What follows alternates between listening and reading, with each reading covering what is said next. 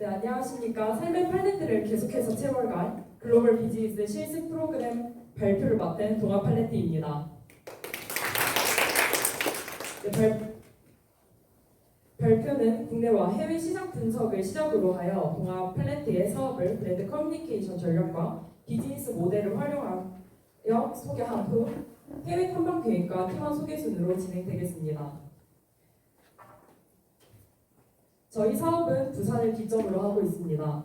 올해 9월 기준으로 부산의 65세 이상 고령자가 총 인구의 22.3%를 차지하며 초고령 사회로 진입을 뚜렷이 보여주고 있습니다. 이와 같은 인구 현황을 보았을 때 시니어층을 대상으로 한 다양한 산업에 대한 관심이 커지고 또 촉진될 전망입니다.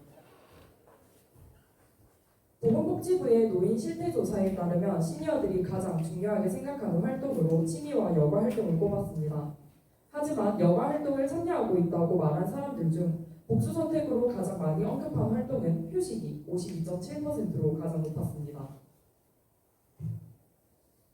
한국의 시니어 여가 활동은 세 가지 특징을 나타내는데요. 첫째, 격렬한 신체 활동과 야외에서만 이루어지는 활동을 꺼려합니다. 둘째, 실내에서 할 수 있는 활동이 증가하고 있는 상황에서 셋째, 그들을 위한 여가 활동의 경험과 기회가 매우 제한적입니다. 앞서 말한 내용을 미루어 보았을 때 문화 활동이나 기타 활동적인 내용이 아니라 단순히 시간을 보내는 것이 대부분임을 알 수 있습니다. 이런 상황에서 시니어들이 여가 생활을 단순히 시간을 흘려보내는 것이 아니라 자기 긍정과 일상 탈출의 기회이자 사회적 관계 형성, 자기 효능감 향상의 역할을 할 수 있어야 합니다. 시니어 여가 생활은 개인적인 측면과 사회적인 측면에서 긍정적인 영향을 나타냅니다. 노후 생활을 단순히 질병 예방과 수면 연장의 개념으로 접근하지 않고 또 생활 만족감과 자아 실현 증대와 같이 활기차고 품격 있는 삶으로 인식하게 합니다. 또 세대 간의 교류와 통합의 역할을 하기도 하며 시대 변화에 맞춘 새로운 경제적 기회 창출과 신성장 동력으로 활용하려 합니다. 그렇다면 시니어의 여가 생활의 공간과 문화예술 접근성은 어떨까요? 우리의 타깃인 시니어층이 문화예술 여가 활동의 니즈를 해소하고자 했던 기존 솔루션으로는 세 가지가 있습니다. 노인정과 경로당의 경우 콘텐츠 부족으로 인한 똑같은 일상에 대한 지루함을 야기하고 신규 유입이 어렵다는 문제점을 찾을 수 있었습니다. 지자체 운영센터는 대부분의 프로그램이 일회성의 단발성을 띠며 접근성이 낮습니다. 마지막으로 미술학원은 일단 비용이 비싸다는 문제를 꼽을 수 있었고요. 또 타깃으로 하는 대상 자체의 연령대가 낮다 보니 맞춤 커리큘럼이 부재합니다. 저희는 해외 실습 대상 국가로 일본을 꼽았습니다. 우리나라의 고령화 양상은 일본을 매우 닮아 있습니다. 이러한 점에서 후발주자로 시행착오를 줄일 수 있다는 혜택을 누리며 비슷한 문화권임을 이용해 교육과 비즈니스 부문에서 우리나라에 적용할 수 있는 부분이 많습니다. 현재 일본의 시니어 산업은 어떤지 알아보겠습니다. 2020년 기준 노인 인구 비율이 28.4%의 큰 비중을 차지하고 있습니다. 이에 따라 노년의 장기화를 새로운 관점으로 재해석하여 기존의 틀에서 벗어나고자 해왔습니다. 일본의 행정기관에서 적극적으로 관련 사업을 추진하고 있으며 사회적 시스템을 재정비하고 고령화 문제를 해결해 오고 있습니다. 일본의 대표적인 시니어 문화예술 교육 프로그램으로는 화면에 보이시는 것과 같이 세 가지가 있습니다. 모두 공통적으로 일상에서 문화예술 접근성을 높이고 있습니다. 일본의 현업 조사를 통해 시사하는 바를 찾을 수 있었습니다. 문화의 중요성과 필요성을 제대로 이해한 후 문화예술을 향유하도록 마련합니다. 이를 통해 예술 관람이라는 소극적인 문화예술 행위의 증진과 예술 활동이라는 적극적인 행위 증진을 동시에 모색할 필요성을 알게 되었습니다.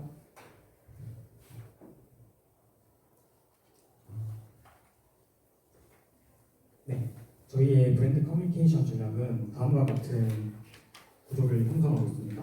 네, 이어서 저희가 기획한 세부 프로그램들을 소개하도록 하겠습니다. 프로그램은 하루에 시간대별 4개의 반으로 나뉘어 각 반은 한 주에 2차씩 총 4주간 프로그램을 진행합니다. 각 차시는 보시는 바와 같이 2시간이며 원활한 교육, 진행을 위해 수강생은 최대 25명까지로 제한할 예정입니다. 각 차시는 다음과 같은 내용과 목표를 갖고 진행하게 됩니다. 첫 2주 동안의 프로그램은 참가자들에게 미술에 대한 기본적인 개념과 기술을 습득하며 이를 통해 미술에 대한 흥미를 자극하고 참가자들 사이의 친밀도를 증진시키는 것을 목표로 합니다.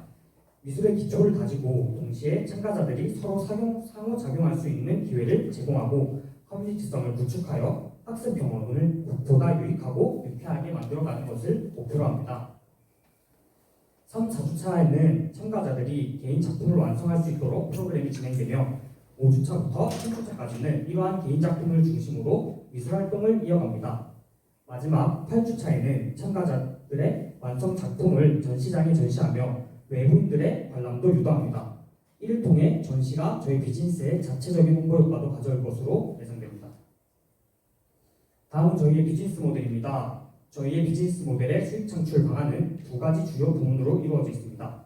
첫 번째로는 문화예술 교육 서비스를 고객에게 제공하고 참가비를 받는 것입니다. 두 번째로는 참가자들이 만든 작품을 엽서로 제작하여 판매하고 또한 해당 작품을 담을 수 있는 액자를 직접 판매하는 것입니다. 다음은 수익성 분석입니다. 월별 예상 비용은 임차료, 인건비, 소모품 및 액자 구입비 등을 합쳐 약 700만 원으로 예상됩니다. 참가비는 시니어 세대에게 부담 없는 수준으로 5만 원으로 책정되었으며 이 외의 수익원으로는 액자 및 엽서 판매를 통해 매달 약 1,900만 원의 매출을 목표로 하고 있습니다. 따라서 월 수익은 약 1,100만 원에서 1,200만 원 사이로 예상되고 있습니다. 다음은 저희 비즈니스를 통한 기대효과입니다. 한국 사회, 특히 우리 부산은 이미 고령화를 넘어 초고령 사회로 진입해 있습니다. 빠르게 변화하고 성장하는 사회에서 연령이 구애받지 않고 일상에서 누구에게나 열려있는 문화예술을 경험하는 것이 중요합니다.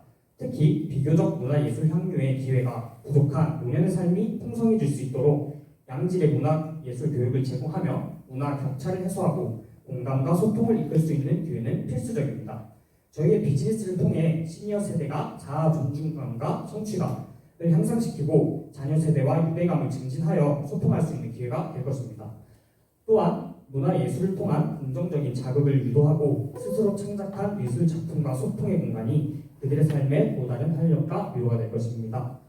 결론적으로 저희 비즈니스는 예술 콘텐츠를 통해 사회적으로 고립되어가는 시니어층에게 다시 세상과 소통할 수 있는 희망을 심어주고자 마련한 예술 프로그램이며 정답이 없는 예술을 통해 자신을 표현하고 감성을 교류하며 자신감을 고취시키는 데 그 목적을 두고 있습니다.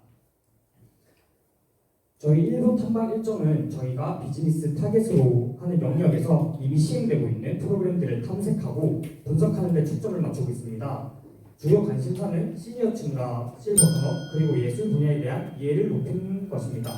이를 위해 우선 일본의 시립미술관과 고령화된 덕지마을 등을 방문하여 그들의 프로그램과 시니어층을 위한 특별한 예술 교육이 어떻게 운영되고 있는지를 조사할 계획입니다.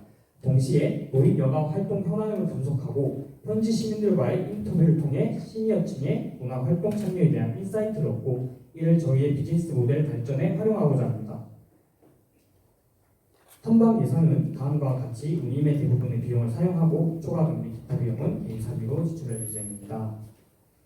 네, 사업을 시작하게 된다면 저희가 가진 경험과 능력을 바탕으로 기획부터 운영까지 도맡아 할 예정입니다. 네, 저희의 비즈니스 계획은 여기까지입니다. 시니어층의 사회 참여가 두드러질수록 노인의 사회는 시니어의 모든 것에 귀를 기울이게 됩니다. 저희 비즈니스를 통해 적극적이고 참여적인 시니어들이 사는 부산을 만들고 싶습니다. 감사합니다.